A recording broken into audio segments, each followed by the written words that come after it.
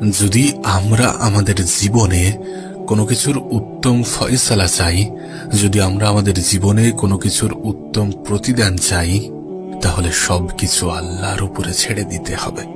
নিঃসন্দেহে মহান রব্বুল আলামিন যেটা করেন, যতটা করেন, সেটা আমাদের ভালোর জন্য করেন। হ্যাঁ, হয়তোবা আমরা আমাদের ভালোটা বুঝতে পারি না, অনেক সময় এমনটা হয়ে থাকে, কিন্তু তিনি আমাদের শুভাকাঙ্ক্ষী এবং তিনি জানেন কোনটা আমাদের জন্য সব থেকে বেশি উত্তম।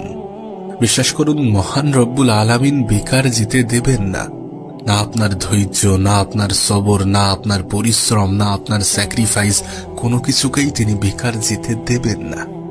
যখন আপনি অশ্রুসিক্ত জলে আল্লাহকে ডাকেন, যখন আপনি আপনার রবকে ডাকতে ডাকতে চোখের পানি ঝরান, তখন আপনার সেই দোয়া, আপনার সেই কামনা, আপনার সেই ইচ্ছা, আপনার সেই আকুতি, সমস্ত কিছু আল্লাহর আরশে পৌঁছে যায়।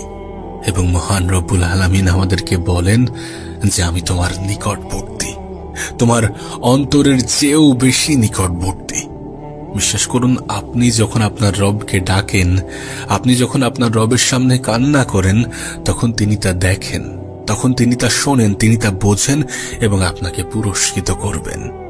আপনি যখন তাহাজ্জুদের নামাজ পড়ে আল্লাহ পাকের কাছে প্রার্থনা করেন, যখন দোয়া করেন, যখন তাকে স্মরণ করেন, আপনি যখন আপনার জীবনের সমস্যাগুলো আপনার রবের কাছে খুলে বলেন, তখন তিনি তা দেখেন। তিনি দেখেন যে আপনি কতটা কষ্টে আছেন। তাই বলছি যে আপনার কষ্টের কথাগুলো এই পৃথিবীর অন্য কারোর কাছে না বলে আপনার রবের কাছে শেয়ার করুন। আপনার এবং আপনার রবের মাঝে একটা সুন্দর সম্পর্ক গড়ে তুলুন। পবিত্র কোরআনে আল্লাহ পাক নিজেই বলেন যে আমার বান্দারা যখন আমার কথা আপনাকে জিজ্ঞাসা করে, তখন আপনি বলুন যে আমি খুব নিকটে, আমি প্রার্থনা করার সময় প্রার্থনাকারীর প্রার্থনা কবুল করি। বিশ্বাস করেন, কোনো মানুষ আপনার কষ্ট বুঝুক বা না বুঝুক, আপনার রব, আপনার আল্লাহ, আপনার সৃষ্টিকর্তা আপনার কষ্টগুলো বোঝেন। তবে তিনি কষ্ট দেওয়ার মাধ্যমে আপনাকে শক্তিশালী করে তুলবেন। তিনি আপনার ধৈর্যের পরীক্ষার পর আপনাকে পুরস্কৃত করবেন। এটা শোনার পরে আপনার কি মনে হয় না যে আপনার দুঃখ কষ্টের কথাগুলো আপনার রবের কাছে পৌঁছানোটা জরুরি? তিনি জানেন, কিন্তু তারপরেও আপনার মুখ থেকে রবের সামনে ব্যক্ত হওয়াটা প্রয়োজন। আপনার দুঃখ কষ্টের কথাগুলো আপনার রবকে খুলে বলুন। এতে আপনার হৃদয়ের ভার লাঘব হবে এবং এছাড়াও আপনার জীবনে শান্তি প্রবাহিত হবে। আপনার কাছে একটা ছোট্ট অনুরোধ করব, আপনার নিয়তকে সাফ রাখুন। হতে পারে আপনি যেটা চাইছেন সেটা একটু দোয়ার দূরত্বে আছে। আসলে আমাদের এটা বোঝা প্রয়োজন যে পরীক্ষা তাদেরই নেওয়া হয় যাদেরকে আল্লাহ পাক চান, আর ধৈর্য তারাই ধরে যারা আল্লাহ পাককে চান। তিনি আল্লাহ, তিনিই ভালো জানেন অন্তরের খবর, মনের খেয়াল, এই সমস্ত বিষয়ে তিনি অনেক ভালো জানেন, অনেক স্পষ্ট জানেন। আর আপনার তকদির ততবারই পরিবর্তন হয় যতবার আপনি আপনার রবের সামনে হাত পাতেন। নবী পাক সাল্লাল্লাহু আলাইহি সাল্লাম নিজেই বলেছেন, দোয়া ব্যতীত আর কোনো কিছুই ভাগ্যকে পরিবর্তন করতে পারে না। তবে আমাদের কাছে এই কনসেপ্টটা ক্লিয়ার হওয়াটা প্রয়োজন। আপনি কি জানেন দোয়া কি? দোয়া হচ্ছে নিজের প্রতিটা পেরেশানির কথা আল্লাহ পাককে বলে নিশ্চিন্ত হয়ে যাওয়া। ইমাম আলী রাদিয়াল্লাহু তাআলা আনহু বলেন, যে তকদিরে বিশ্বাস করে সে কখনোই ঘাবড়ায় না। বাস্তবে আপনি দেখেন, মানুষকে 1000 বার মিনতি করার পরেও কিন্তু রাজি হয় না, কিন্তু আমাদের রব শুধুমাত্র একটা সেজদাতে রাজি হয়ে যান। আপনার তো আপনার রবের সাথে কথা বলাতে আনন্দ হওয়া প্রয়োজন, পছন্দ হওয়াটা প্রয়োজন, কারণ তিনি আপনার কথাগুলো মনোযোগ সহকারে শোনেন। আপনি দেখবেন মনের কথাগুলো রবকে শেয়ার করলে রুহটাও শান্তি পায়। কিছুটা সময় রবের সাথে অতিক্রম করলে সময়টাও ঠিক হয়ে যায়। আপনাকে বিপদ দেওয়ার আগে আল্লাহ পাক তার থেকে পরিত্রাণের পথ বার করে দেন। আপনি দুঃখ কেন করবেন? দুঃখ করবেন না। এই দুনিয়ার কেউ হয়তো আপনার সাথে নেই, কিন্তু আপনার রব তো আপনার সাথে আছেন। আর আপনার কি মনে হয় না যে তিনি থাকলে আর কারোর প্রয়োজন নেই? আমাদের লক্ষ্য যেন এটাই হয় যে আমি কোনো মানুষকে রাজি করতে নই, বরং আমার রবকে রাজি করতে চাই, আমার আল্লাহকে রাজি করতে চাই। আমার আল্লাহ রাজি থাকুক। দুনিয়া তো এমনিতেও কারোর জন্য নয়।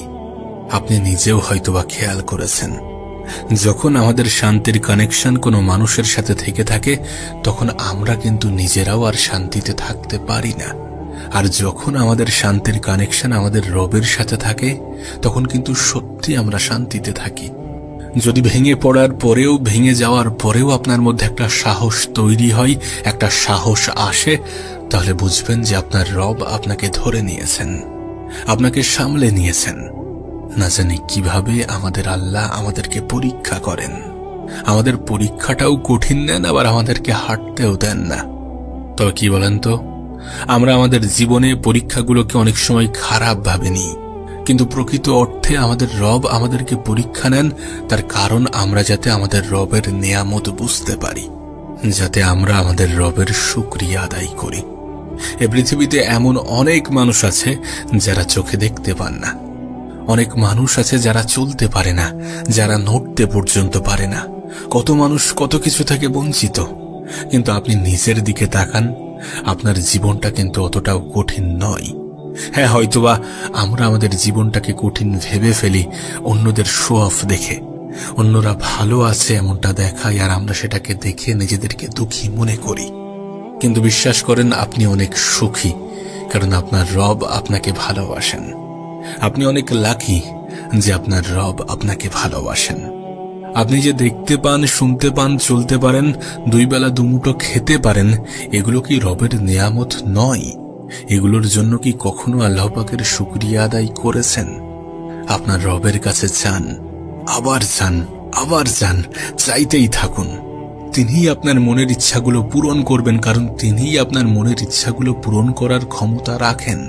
তিনি কেন দেবেন না? তিনি অবশ্যই দেবেন, এবং শুধুমাত্র তিনিই দিতে পারেন। একটা কথা মনে রাখবেন, আপনার রব হয়তোবা আপনার পরীক্ষা করেন, আপনার পরীক্ষা নেন, কিন্তু একা অসহায়ের মতো ছেড়ে দেন না। আমাদের জীবনের কঠিন সময়গুলো এমন এক জাদুকর, যেটা আমাদের কাছের মানুষগুলোর আসল রূপগুলো ফাঁস করে দেয়।